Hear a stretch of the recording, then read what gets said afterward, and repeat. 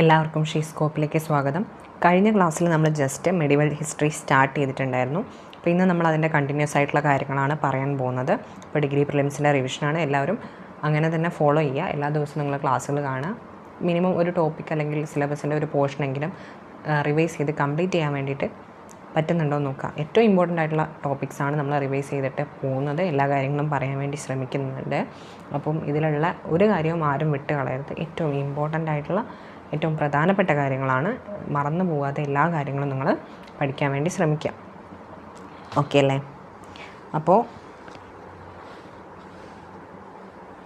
നമുക്ക് സ്റ്റാർട്ട് ചെയ്യാം. അപ്പോൾ ഇന്ന് നമ്മൾ പറയാൻ പോകുന്നത്, നമ്മൾ കഴിഞ്ഞ ക്ലാസ്സിൽ നമ്മൾ കുത്തബ്ദീൻ ഐബക്ക് അതേപോലെ ഇൽത്തുമിഷ് എന്നിവരുടെ കാര്യമായിരുന്നു പറഞ്ഞത്. നമുക്കിന്ന് പറയാനുള്ളത് അതിനുശേഷം വന്ന ആൾക്കാരുടെ കാര്യമാണ്. അതിനുശേഷം വന്ന രാജാക്കന്മാരുടെ കാര്യമാണ്. ഇൽത്തുമിഷിന് ശേഷം വരുന്നത്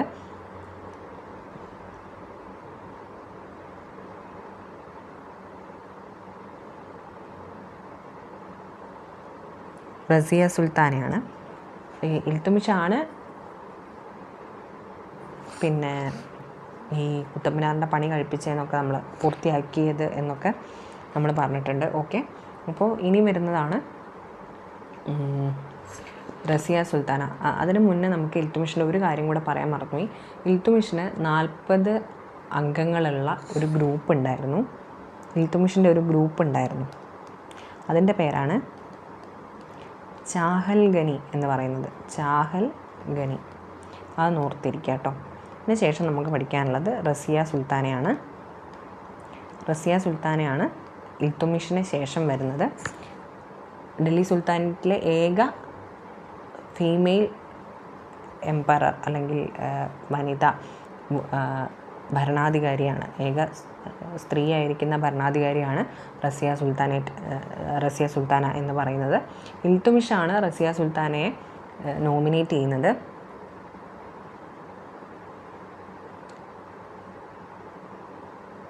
പക്ഷേ ആ സമയത്ത് അവിടുത്തെ വസീറും അതേപോലെ ഡൽഹിയിലെ ഖാസിയൊക്കെ റുക്കുദ്ദീൻ എന്ന് പറയുന്ന ഒരാളെയായിരുന്നു ത്രോണിൽ അല്ലെങ്കിൽ കിരീടാവകാശിയായിട്ട് കണ്ടിരുന്നത്. പക്ഷേ റസിയ ഇൽത്തുമിഷിൻ്റെ ഒരു നോമിനേഷനോടുകൂടി അധികാരത്തിലേക്ക് വരികയാണ് ഉണ്ടായത്. ആ സമയത്ത് അവിടെ ഒരു വിപ്ലവം അല്ലെങ്കിൽ ഒരു എന്താ പറയുക, ഒരു റിവോൾട്ടൊക്കെ നടക്കുന്നുണ്ട്. ഈ റുക്കുദ്ദീനെ റുക്നുദ്ദീനെ രാജാവാക്കണം എന്നുള്ള രീതിയിൽ. പക്ഷേ റസിയയുടെ റൂള് തന്നെയാണ് അവിടെ വരുന്നത്. റസിയ സുൽത്താനയാണ് പിന്നീട് രാജാവായിട്ടിരിക്കുന്നത്. അതിനുശേഷം ഒരു 1240 ആയതോടുകൂടെ തന്നെ പലതരത്തിലുള്ള റിവോൾട്ടുകൾ വരികയും അവിടെ നിന്ന് കാര്യങ്ങളൊക്കെ മാറിപ്പോവുകയൊക്കെ ചെയ്യുന്നുണ്ട്. അതിനുശേഷം ബാൽബനാണ് നമുക്ക് ഇമ്പോർട്ടൻ്റ് ആയിട്ട് പഠിക്കാനുള്ളത്. ബാൽബനാണ് സെക്കൻഡ് ഇൽബാരി ഡൈനാസ്റ്റിയിൽ വരുന്നത്. 1246 മുതൽ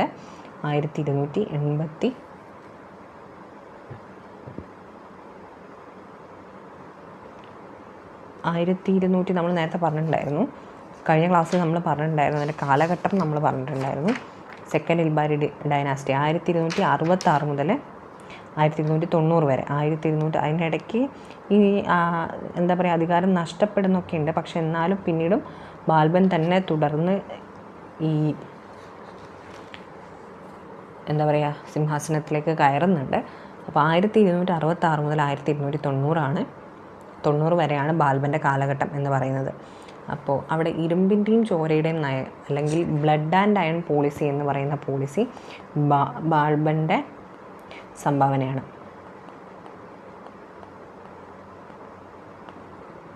അപ്പോൾ ഇതിൽ ഇൽത്തുമിഷിൻ്റെ സ്ലേവ് ആയിരുന്നു ബാൽബൻ എന്ന് പറയുന്നത്. സ്ലേവ് ഓഫ് ഇൽത്തുമിഷിൻ്റെ അടിമയായിരുന്നു ബാൽബൻ. ഈ സ്ലേവ് ഡൈനാസ്റ്റിയിലെ അടിമ വംശത്തിലെ ഏറ്റവും പ്രഗത്ഭനായിരുന്ന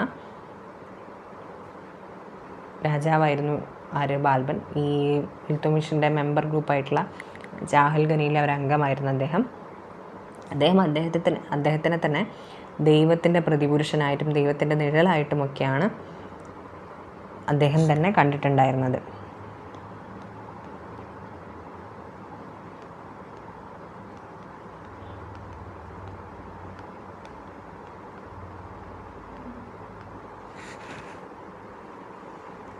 അദ്ദേഹമാണ് ഒരു മിലിറ്ററി ഡിപ്പാർട്ട്മെൻറ്റ് ദിവാനി ആരിസ് എന്ന് പറയുന്ന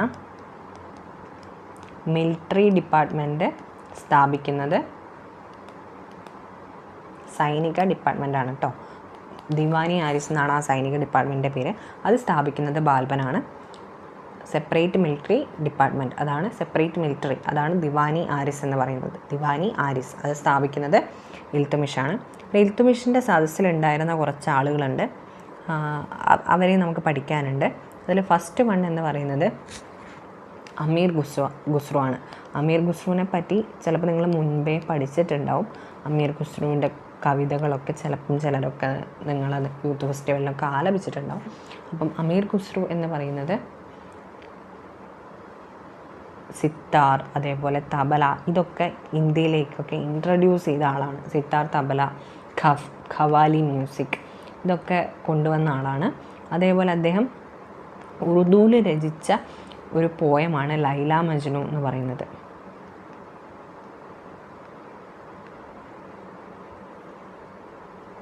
അദ്ദേഹമാണ് ഉറുദു ലാംഗ്വേജിൻ്റെ ഫാദറായിട്ട് അറിയപ്പെടുന്നത്. Father of Urdu language, father of Urdu ആയിട്ടാണ് അമീർ ഖുസ്രു അറിയപ്പെടുന്നത്. അതേപോലെ തന്നെ പേർഷ്യൻ പാരറ്റ് എന്നും അദ്ദേഹം അറിയപ്പെടാറുണ്ട്. Persian parrot. അമീർ ഖുസ്രുവിനെ പറ്റി ഇത്രയും കാര്യങ്ങൾ ഓർത്തിരിക്കുക. ബാൽബൻ്റെ സദസ്സിലുണ്ടായിരുന്ന ആളാണ് അമീർ ഖുസ്രു. അമീർ ഖുസ്രു പിന്നീട് ഇങ്ങോട്ട് പല ഗിൽജി ഡൈനാസ്റ്റിയിലും ഒക്കെ ഉണ്ടായിരുന്നിരിക്കണം. അദ്ദേഹത്തിൻ്റെ സംഭാവനകളൊക്കെ പിന്നീട് കിട്ടിയിട്ടുണ്ട്. അപ്പോൾ അമീർ ഖുസ്രുവിനെയാണ് പേർഷ്യൻ പാരറ്റ് എന്നൊക്കെ പറയുന്നത്. അതുപോലെ തന്നെ ഈ ഉറുദു ലാംഗ്വേജാണ് കോഹിനൂർ ഓഫ് ഇന്ത്യ എന്ന് പറയുന്നത് കേട്ടോ. കോഹിനൂർ ഓഫ് ഇന്ത്യ എന്നറിയപ്പെടുന്ന ലാംഗ്വേജ് ഏതാ എന്ന് ചോദിച്ചു കഴിഞ്ഞാൽ അത് ഉറുദു ലാംഗ്വേജാണ്. ഇപ്പോൾ ബാൽബിൻ്റെ സദസ്സിലുണ്ടായിരുന്ന പോയറ്റാണ് അമീർ ഖുസ്രു. അമീർ ഖുസ്രുവിൻ്റെ രചനകളാണ് ലൈല മജ്നു, അതേപോലെ തബല, സിത്താർ, ഇതൊക്കെ ഇൻട്രൊഡ്യൂസ് ചെയ്തത് അമീർ ഖുസ്രു ആണ്. ഓക്കെ, ഇനി നമുക്ക് പറയാനുള്ളത് ഖിൽജി ഡൈനാസ്റ്റിയാണ്.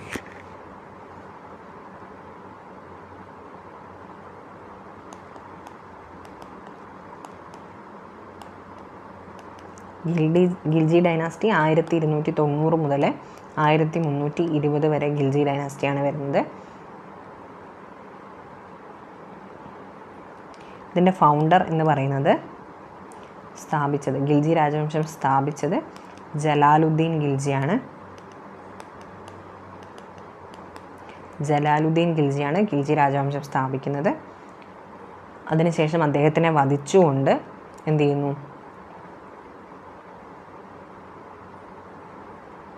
അലാവുദ്ദീൻ ഖിൽജി എന്ന് പറയുന്നത് ജലാലുദ്ദീൻ ഖിൽജിയുടെ മകളുടെ ഭർത്താവാണ്, സൺ ഇൻ ലോ ആണ്.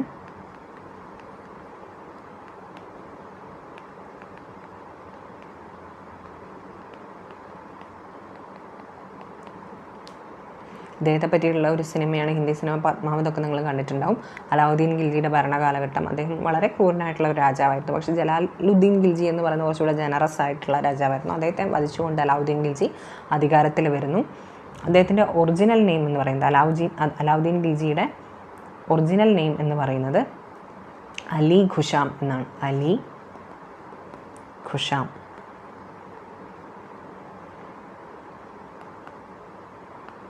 അലി ഖുഷാം എന്നുള്ളതാണ് അലാവുദ്ദീൻ ഖിൽജിൻ്റെ ഒറിജിനൽ നെയിം എന്ന് പറയുന്നത്. അമ്മാവനെ വധിച്ചുകൊണ്ടാണ് അദ്ദേഹം സിംഹാസനത്തിലേക്ക് അവരോധിതനായിട്ട് മാറുന്നത്. അദ്ദേഹം പിന്നീട് ഒരുപാട് പേരുകളിലൊക്കെ അറിയപ്പെടുന്നുണ്ട്. അദ്ദേഹത്തിൻ്റെ ഒരുപാട് ഭരണ പരിഷ്കാരങ്ങളുണ്ട്, അതൊക്കെ നമുക്ക് നോക്കാനുണ്ട്. അപ്പം സമുദ്രഗുപ്ത ഓഫ് മുസ്ലിം ഇന്ത്യ എന്നറിയപ്പെടുന്നത്, മുസ്ലിം ഇന്ത്യയുടെ സമുദ്രഗുപ്തൻ എന്ന് പറയുന്നത് അലാവുദ്ദീൻ ഖിൽജിയാണ്.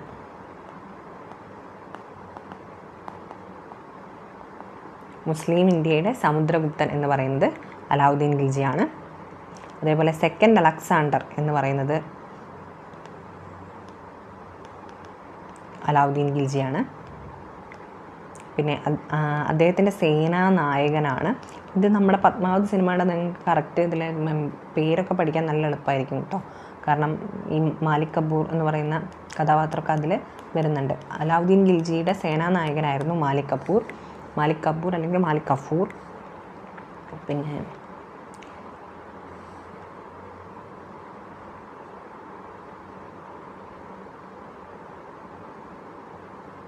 വിദ്യയുമായിട്ട് ഒരു ബന്ധവുമില്ലാത്ത ഒരാളായിരുന്നു ഈ അലാവുദ്ദീൻ ഖിൽജി എന്ന് അൽ ബറൂണി അദ്ദേഹത്തിൻ്റെ കൃതികളിൽ പറയുന്നുണ്ട്. അതായത് വിദ്യയുമായി ഒരു ബന്ധവുമില്ലാത്ത ഒരു രാജാവായിരുന്നു ഇയാളെന്ന് പറഞ്ഞിട്ടുണ്ട്. അതേപോലെ ആദ്യമായിട്ട് സൗത്ത് ഇന്ത്യ ഇൻവേഡ് ചെയ്യുന്ന രാജാവും ഈ അലാവുദ്ദീൻ ഖിൽജി തന്നെയാണ്. ഈ അലാവുദ്ദീൻ ഖിൽജിയുടെ കുറച്ച് ശമ്പളമല്ല, അലാവുദ്ദീൻ ഖിൽജിയുടെ കുറച്ച് ഭരണ ബഹിഷ്കാരങ്ങളുണ്ട്. അതിൽ റിഫോംസ് എന്ന് നമുക്ക് പറയാം, പരിഷ്കാരങ്ങൾ. അതിൽ ഫസ്റ്റ് വൺ എന്ന് പറയുന്നത് അദ്ദേഹത്തിൻ്റെ സേനയിൽ കവാലറിക്ക് അദ്ദേഹം ശമ്പളമായിട്ട് പണം കൊടുത്തിട്ടുണ്ട്. ഈ പണത്തിന് ഫെരിഷ്ത എന്നാണ് പറയുന്നത്. ഫെരിഷ്ത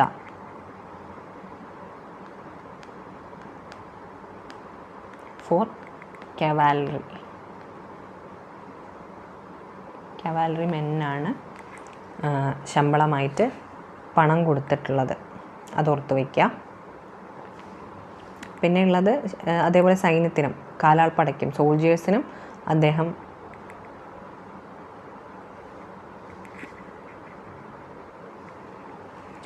കൊടുത്തിട്ടുണ്ട്. ഈ കവാലറി എന്ന് പറഞ്ഞാൽ എന്താണെന്നറിയാലോ? കവാലറി മീൻസ് കുതിരപ്പടയാണ്. കുതിരപ്പുറത്തൊക്കെ കയറി നിന്ന് യുദ്ധം ചെയ്യേണ്ട ആൾക്കാരെയാണ് കേട്ടോ കവാലറി എന്ന് പറയുന്നത്. എല്ലാവർക്കും അറിയാമെന്നുള്ളൊരു രീതിയിലാണ് അത് പറഞ്ഞു പോയത്. അതേപോലെ തന്നെ അദ്ദേഹത്തിൻ്റെ സോൾജിയേഴ്സിനും അദ്ദേഹം കൊടുത്തിട്ടുണ്ടായിരുന്നു ശമ്പളം. അതിനെ ഹൂലിയ എന്നാണ് പറയുന്നത്. ഹൂലിയ ഫോർ സോൾജിയേഴ്സ്. അതേപോലെ അദ്ദേഹമാണ് കമ്പോള നിയന്ത്രണം എന്ന് പറയുന്ന ഒരു സംഭവം അദ്ദേഹം ഇൻട്രൊഡ്യൂസ് ചെയ്തിട്ടുണ്ട്. അതായത് മാർക്കറ്റ്സിന് ഓരോ ഹെഡ് ഉണ്ടായിരുന്നു. ആ മാർക്കറ്റിൻ്റെ ഹെഡിനെയാണ്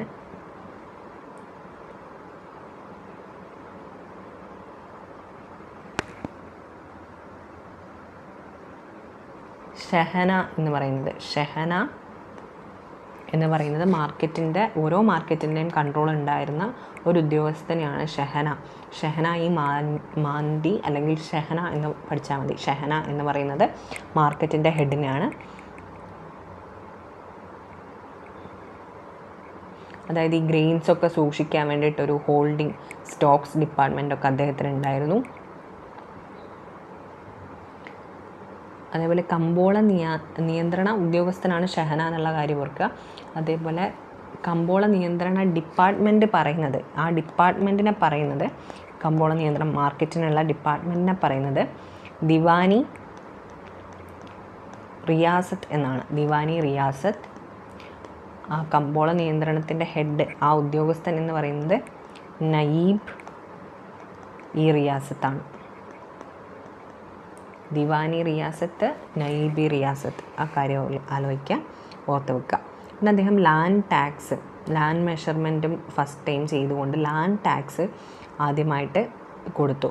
ശമ്പളമായിട്ട് പണം ആദ്യമായിട്ട് കൊടുത്തു. അതാണ് ഫരിഷ്ത. അതേപോലെ ഹൂലിയ.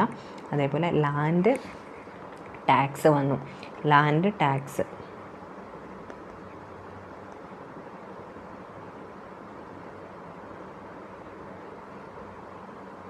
അദ്ദേഹത്തിൻ്റെ കാലത്താണ് എസ്റ്റാബ്ലിഷ് ചെയ്യുന്നത്. ജാഗീർദാരി സിസ്റ്റം എസ്റ്റാബ്ലിഷ് ചെയ്യുന്നത് ആരാണ്? ഈ അലാവുദ്ദീൻ ഖിൽജിയാണ്. എന്താണ് ജാഗീർദാരി സിസ്റ്റം എന്ന് പറഞ്ഞിട്ടുണ്ടെങ്കിൽ, നിങ്ങൾ ചിലപ്പോൾ മുഗൾ രാജവംശമൊക്കെ പഠിക്കുന്ന സമയത്ത് ജാഗീർദാരി സിസ്റ്റത്തിനെ പറ്റി ചിലപ്പം പഠിച്ചിട്ടുണ്ടാകും. അപ്പോൾ ജസ്റ്റ് ഒന്ന് ഓർത്ത് നോക്കുക. അതായത് ജാഗീർദാരി സിസ്റ്റം എന്ന് പറഞ്ഞാൽ ആക്ച്വലി ലാൻഡ് ടാക്സ് ആണ്. പക്ഷേ അവിടെ ഒരു പ്രത്യേക ഒഫീഷ്യൽ ഉണ്ടായിരിക്കും. ആ ഒഫീഷ്യലിനെ ഈ ടാക്സ് കളക്ട് ചെയ്യാനുള്ള സ്പെസിഫിക് ജാഗിർസ് കൊടുത്തുകൊണ്ട് അവരുടെ സാലറി ആയിട്ട് ഈ ജാഗിർ അല്ലെങ്കിൽ ഇത് ലാൻഡ് ടാക്സ് ആ സാലറി എന്ന് വേണമെങ്കിൽ നമുക്ക് പറയാം. എന്താണ് ജാഗീർദാരി സിസ്റ്റം എന്ന് ചോദിച്ചു കഴിഞ്ഞാൽ അവിടെ ഏർപ്പെടുത്തുന്ന ടാക്സ് ജാഗിറായിട്ട് അല്ലെങ്കിൽ ശമ്പളമായിട്ട് കളക്ട് ചെയ്യാനുള്ള ഒരു അവകാശം ഈ ജാഗിർസിന് കൊടുക്കുന്ന ഒരു ഇതായിരുന്നു ജാഗിർദാരി സമ്പ്രദായം എന്നുള്ളത് ഓർക്കുക. അതേപോലെ തന്നെ അലൈ ദർവാസ പണി കഴിപ്പിച്ചത് അലാവുദ്ദീൻ ഖിൽജിയാണ്. എന്താണ് അലൈ ദർവാസ? കുത്തബ് മിനാറിൻ്റെ കവാടാണ് അലൈ ദർവാസ എന്ന് പറയുന്നത്. കുത്തബ് മിനാറിൻ്റെ കവാടമാണ്. അലൈ ദർവാസ പണി കഴിപ്പിച്ചത് ആരാണ്? അലൈ ദർവാസ പണി കഴിപ്പിച്ചത് ഈ പറയുന്ന അലാവുദ്ദീൻ ഖിൽജിയാണ്. അതേപോലെ തന്നെ സിരി ഫോർട്ടും പണി കഴിപ്പിക്കുന്നത് അലാവുദ്ദീൻ ഖിൽജി തന്നെയാണ്. സിരി ഫോർട്ട്. ഇത്രയും കാര്യങ്ങളാണ് നമുക്ക് അലാവുദ്ദീൻ ഖിൽജിയായിട്ട് ബന്ധപ്പെട്ട് പ്രധാനമായിട്ടും പഠിക്കാനുള്ളത്. അതേപോലെ തന്നെ ഖിൽജി രാജവംശത്തിൽ വേറൊരു കാര്യം ലാസ്റ്റായിട്ട് പഠിക്കാനുള്ളത്, ലാസ്റ്റ് ഖിൽജി രാജാവ് ആരാണെന്ന് ചിലപ്പോൾ ചോദിച്ചേക്കാം.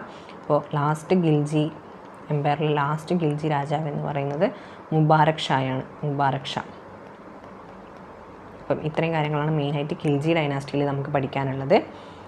അതായത് ഫസ്റ്റ് ജലാലുദ്ദീൻ ഖിൽജിയാണ് 1290 ഈ ഖിൽജി ഡൈനാസ്റ്റി ഖിൽജി എംപയർ സ്ഥാപിക്കുന്നത് ജലാലുദ്ദീൻ ഖിൽജിയാണ്. പിന്നീട് അദ്ദേഹത്തിനെ വധിച്ച ശേഷം അദ്ദേഹത്തിൻ്റെ മരുമകനായിട്ടുള്ള അലാവുദ്ദീൻ ഖിൽജി സിംഹാസനത്തിലേക്ക് കയറുകയാണ്. അലാവുദ്ദീൻ ഖിൽജി ഒരുപാട് ഭരണപരിഷ്കാരങ്ങൾ കൊണ്ടുവരുന്നുണ്ട്. അതിൽ അലാവുദ്ദീൻ ഖിൽജിയുടെ യഥാർത്ഥ പേര് അലി ഖുഷാം എന്നായിരുന്നു. അദ്ദേഹം സമുദ്രഗുപ്ത ഓഫ് മുസ്ലിം ഇന്ത്യ എന്നറിയപ്പെട്ടിട്ടുണ്ട്. അതേപോലെ തന്നെ സെക്കൻഡ് അലക്സാണ്ടർ എന്നൊക്കെ പറയുന്നുണ്ട്. കാരണം നമുക്കറിയാം അദ്ദേഹം സൗത്ത് ഇന്ത്യ വരെ പോയിട്ടുള്ള ആദ്യമായിട്ട് ഇൻവേഡ് ചെയ്തിട്ടുള്ള മുസ്ലിം രാജാവാണ്. അദ്ദേഹത്തിൻ്റെ സേനാനായകനായിരുന്നു മാലിക് കഫൂർ. അതേപോലെ അൽബറൂണി അദ്ദേഹത്തിനെ വിദ്യയുമായിട്ട്, അതായത് അറിവുമായിട്ട്, വിദ്യാഭ്യാസമായിട്ട് യാതൊരു ബന്ധവുമില്ലാന്ന് അൽബറൂണി അദ്ദേഹത്തിൻ്റെ ഒരു ഗ്രന്ഥത്തിൽ ഈ അലാവുദ്ദീൻ ഖിൽജിനെ പറ്റി എഴുതിയിട്ടുണ്ട്. അദ്ദേഹത്തിൻ്റെ റിഫോംസ് ആയിരുന്നു ആദ്യമായിട്ട് ശമ്പളമായിട്ട് അദ്ദേഹത്തിൻ്റെ സൈന്യത്തിന് പണം നൽകിയത്. അതിൽ കുതിരപ്പടയ്ക്ക് നൽകിയ ശമ്പളം ഫരിഷ്ത എന്നും അദ്ദേഹത്തിൻ്റെ സോൾജേഴ്സിന് ഭടന്മാർക്ക് നൽകിയ ശമ്പളം ഹൂലിയ എന്നാണ് അറിയപ്പെടുന്നത്. അതേപോലെ ജാഗിർദാരി സിസ്റ്റം എസ്റ്റാബ്ലിഷ് ചെയ്തത് അലാവുദ്ദീൻ ഖിൽജിയാണ്. ലാൻഡ് ടാക്സ് സാലറി ആയിട്ട് ജാഗിർ കളക്ട് ചെയ്യാനുള്ള അവകാശം അതിനുള്ള ഉദ്യോഗസ്ഥന്മാരെയൊക്കെ അദ്ദേഹം ഏർപ്പെടുത്തി. അതേപോലെ കമ്പോള നിയന്ത്രണം ഏർപ്പെടുത്തി. കമ്പോള നിയന്ത്രണത്തിൻ്റെ ഉദ്യോഗസ്ഥനായിരുന്നു ഷെഹന എന്ന് പറയുന്നുള്ള മാർക്കറ്റ്സിൻ്റെ ഉദ്യോഗസ്ഥനായിരുന്നു ഷെഹന എന്ന് പറയുന്നത്. ഈ കമ്പോള നിയന്ത്രണ ഡിപ്പാർട്ട്മെൻറ്റ് എന്ന് പറയുന്നത് ദിവാനി റിയാസത്ത് എന്നാണ് അറിയപ്പെടുന്നത്. അതിന് നേതൃത്വം നൽകിയ ഉദ്യോഗസ്ഥൻ നയീബി റിയാസത്ത് എന്നറിയപ്പെട്ടു. അതേപോലെ തന്നെ അദ്ദേഹത്തിൻ്റെ കുറച്ച് കൺസ്ട്രക്ഷൻസാണ് അലൈ ദർവാസ എന്ന് പറയുന്നത്.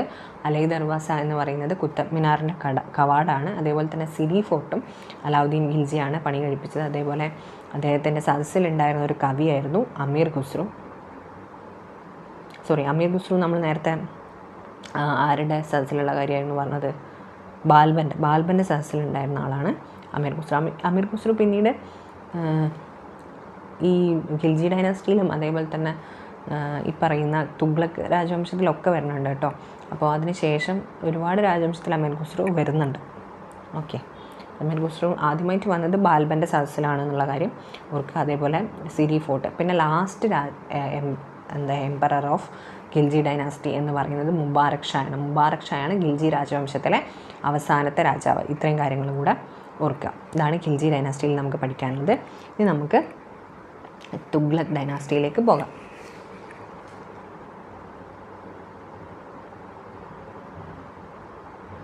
ഇതെല്ലാവരും എഴുതിയെടുത്തിട്ടുണ്ടാവും എന്ന് ഞാൻ വിശ്വസിക്കുന്നു. അപ്പോൾ നമുക്ക് തുഗ്ലക് ഡൈനാസ്റ്റിയിലേക്ക് പോകാം അല്ലേ.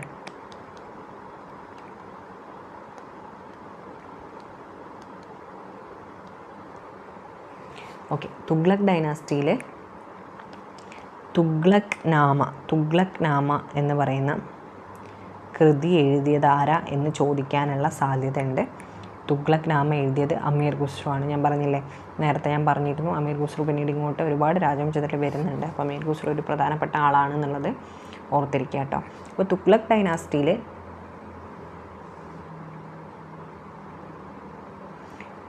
തുഗ്ലക് ഡൈനാസ്റ്റി ഫൗണ്ടർ എന്ന് പറയുന്നത് ഗിയാസുദ്ദീൻ തുഗ്ലക്കാണ്.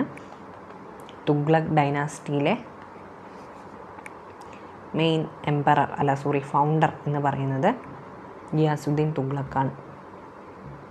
ഈ ഗിയാസുദ്ദീൻ തുഗ്ലക്ക് ഈ കൊട്ടാരത്തിൽ ഡാൻസും സോങ്ങും ഒക്കെ പ്രൊഹിബിറ്റ് ചെയ്ത ഒരാളാണ്. ഇയാൾക്ക് ഇങ്ങനത്തെ കലാപരിപാടികളൊന്നും വലിയ താല്പര്യം ഉണ്ടായിരുന്നില്ല. അപ്പോൾ ഡാൻസും സോങ്ങും ഒക്കെ പ്രൊഹിബിറ്റ് ചെയ്ത ആളായിരുന്നു ഗിയാസുദ്ദീൻ തുഗ്ലക്ക് എന്ന് പറയുന്നത്. 23 പ്രവിശ്യകളായിരുന്നു തുഗ്ലക്ക് രാജവംശത്തിൻ്റെ. 23 പ്രൊവിൻസസ് ആയിരുന്നു ഉണ്ടായിരുന്നത്. അതിൽ 23ാമത്തെ പ്രൊവിൻസാണ് ദേവഗിരി എന്ന് പറയുന്നത്. ദേവഗിരി ഓർ ദൗലത്താബാദ് എന്ന് പറയുന്നത് തുഗ്ലക്ക് രാജവംശത്തിൻ്റെ കീഴിലുണ്ടായിരുന്ന പ്രൊവിൻസാണ്. ഓക്കെ, ഇനി അടുത്ത തുഗ്ലക്ക് രാജവംശത്തിലെ മെയിൻ രാജാവ് എന്ന് പറയുന്നത് മുഹമ്മദ് ബിൻ തുഗ്ലക്കാണ്. ആദ്യത്തെ ആൾ ഗിയാസുദ്ദീൻ തുഗ്ലക്കാണ്. രണ്ടാമത്തത് മുഹമ്മദ് ബിൻ തുഗ്ലക്ക്. തുഗ്ലക്ക് രാജവംശത്തിലെ ഏറ്റവും പ്രസിദ്ധനായിട്ടുള്ള ബുദ്ധിമാനായ വിഡ്ഢി എന്നൊക്കെ പറയുന്ന രാജാവാണ് ഈ മുഹമ്മദ് ബിൻ തുഗ്ലക്ക് എന്ന് പറയുന്നത്.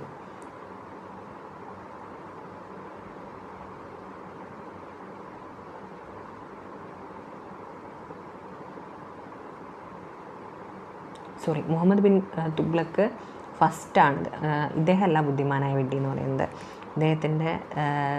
ഇദ്ദേഹത്തിന് ശേഷം വരുന്ന മുഹമ്മദ് ബിൻ തുഗ്ലക്ക് രണ്ടാമനെയാണ് നമ്മൾ ബുദ്ധിമാനായ വിഡ്ഢി എന്നൊക്കെ പറയുന്നത് കേട്ടോ. മുഹമ്മദ് ബിൻ തുഗ്ലക്ക് ഏറ്റവും പ്രസിദ്ധനായിട്ടുള്ള രാജാവായിരുന്നു. അദ്ദേഹത്തിൻ്റെ കണ്ടംപററി ആയിട്ടുള്ള റൈറ്റേഴ്സാണ് അൽ ബറൂണി, അതേപോലെ തന്നെ ഈ ബറൂണി, അസൻ ഇസാമി എന്ന് പറയുന്ന ആൾ, അതുപോലെ ഇബ്നു ബത്തൂത്ത, അവരൊക്കെ ഈ ഇദ്ദേഹത്തിൻ്റെ കണ്ടംപററി ആയിട്ടുള്ള എഴുത്തുകാരൊക്കെ ആയിരുന്നു. ഓക്കെ, ഇനി മൂന്നാമത് വരുന്ന ആളാണ് ഫിറോസ് ഷാ തുഗ്ലക്ക്. ഫിറോസ് ഷാ തുഗ്ലക്കാണ് ഏറ്റവും കൂടുതൽ കാലം ഭരിച്ചത്. ഫിറോസ് ഷാ തുഗ്ലക്കാണ് ഏറ്റവും കൂടുതൽ കാലം ഭരിക്കുന്നത്.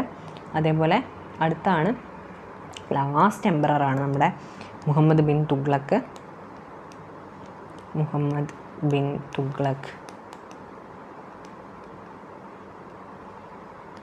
സെക്കൻഡ്. അദ്ദേഹമാണ് ബുദ്ധിമാനായ വിഡ്ഢി എന്നറിയപ്പെടുന്നത് കേട്ടോ. നേരത്തെ ഞാൻ പറഞ്ഞപ്പോൾ മാറിപ്പോയിട്ടുണ്ടായിരുന്നു. ഇദ്ദേഹം ഒരുപാട് ഭരണപരിഷ്കാരങ്ങളൊക്കെ നടത്തുന്നുണ്ട്. അതിൻ്റെ ഭാഗമായിട്ടാണ് ഇദ്ദേഹത്തിന് അങ്ങനെ ഒരു പേരൊക്കെ ലഭിക്കുന്നത്. അതിൻ്റെ കാരണം എന്ന് വെച്ചാൽ അദ്ദേഹം ക്യാപിറ്റൽ ട്രാൻസ്ഫർ ചെയ്തു.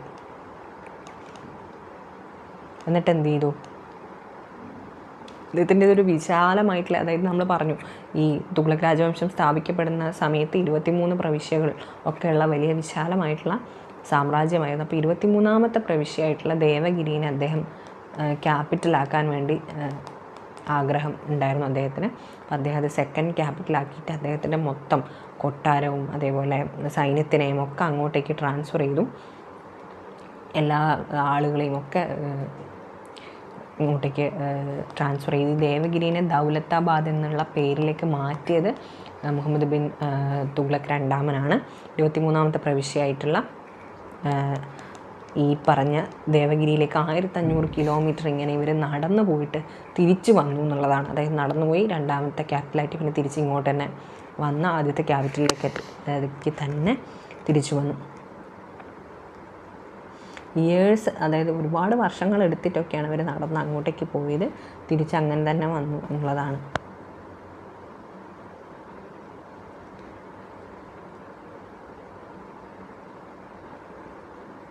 ഇദ്ദേഹത്തെ ബുദ്ധിമാനായ വിഡ്ഢി എന്ന് വിശേഷിപ്പിച്ചത് വിൻസെൻ്റ് സ്മിത്ത് ആണ് കേട്ടോ. വിൻസെൻ്റ് സ്മിത്ത് അദ്ദേഹത്തിൻ്റെ ഒരു ചരിത്ര പുസ്തകത്തിൽ, വിൻസെൻ്റ് സ്മിത്ത് ഒരു ചരിത്രകാരനാണ്. അദ്ദേഹത്തിൻ്റെ ചരിത്ര പുസ്തകത്തിൽ ബുദ്ധിമാനായ വിഡ്ഢി എന്നറിയപ്പെടുന്ന രാജാവ് മുഹമ്മദ് ബിൻ തുഗ്ലക്ക് രണ്ടാമനാണ്. പിന്നെ ടോക്കൺ കറൻസി ആദ്യമായിട്ട് ഇന്ത്യയിൽ പരീക്ഷിക്കുന്നത് ഈ മുഹമ്മദ് ബിൻ തുഗ്ലക്കാണ്. Token currency system. നാണയ നിർമ്മാതാക്കളുടെ രാജകുമാരൻ എന്ന് അറിയപ്പെടുന്നു. നാണയ നിർമ്മാതാക്കളുടെ രാജകുമാരൻ രാജകുമാരൻ എന്നറിയപ്പെടുന്നത് തുഗ്ലക്ക്, മുഹമ്മദ് ബിൻ തുഗ്ലക്ക് രണ്ടാമനാണ്. ടോക്കൺ കറൻസി എസ്റ്റാബ്ലിഷ് ചെയ്യുന്നുണ്ട്. അതേപോലെ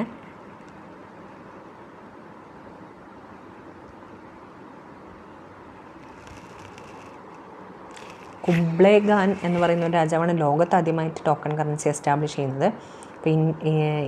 അദ്ദേഹം ചൈനയിലാണ് ഇത് എസ്റ്റാബ്ലിഷ് ചെയ്യുന്നത്. പക്ഷേ ഇന്ത്യയിൽ ആദ്യമായിട്ട് വരുന്നത് മുഹമ്മദ് ബിൻ തുഗ്ലക്ക് രണ്ടാമനാണ്. പിന്നെ ലെയ്ൻ പോൾ എന്ന് പറയുന്ന ഒരാൾ, ലെയ്ൻ പോൾ എന്ന് പറയുന്ന ഒരാൾ മിക്സ്ചർ ഓഫ് ഓപ്പോസിറ്റ്സ് എന്ന് പറയുന്നുണ്ട്. കാരണം ഇയാൾ ഒരുപാട് നല്ല കാര്യം വിചാരിച്ച് ചെയ്യുന്നതൊക്കെ ഈ ടോക്കൺ കറൻസിയുടെ എസ്റ്റാബ്ലിഷ്മെൻറ്റിൻ്റെ ഒക്കെ ഒരുപാട് നല്ല കാര്യം വിചാരിച്ച് ഇദ്ദേഹം ചെയ്യുന്നതാണ്. പക്ഷെ ഒക്കെ അദ്ദേഹത്തിന് വിപരീതമായിട്ട് വന്നിട്ടുണ്ട്. അതേപോലെ അതുകൊണ്ടാണ് മിക്സ്ചർ ഓഫ് ഓപ്പോസിറ്റ്സ് എന്ന് ലെയ്ൻ പോൾ ഇദ്ദേഹത്തിനെ വിശേഷിപ്പിച്ചത്. Mixture of opposites. അതേപോലെ ഇബ്ൻ ബത്തൂത്ത ഇദ്ദേഹത്തിനെ വിശേഷിപ്പിച്ചത്, ഇബ്ൻ ബത്തൂത്ത ചരിത്രകാരനായിരുന്നു. നമ്മുടെ കേരളത്തിലൊക്കെ വന്നിട്ടുള്ള ആളാണ് ഇബ്ൻ ബത്തൂത്ത. ഈ ആഫ്രിക്കൻ ആയിരുന്നു. ഇബ്ൻ ബത്തൂത്ത ഇദ്ദേഹത്തിനെ ദൗർഭാഗ്യവാനായ ആദർശവാദി എന്നൊക്കെ വിശേഷിപ്പിച്ചിട്ടുണ്ട്.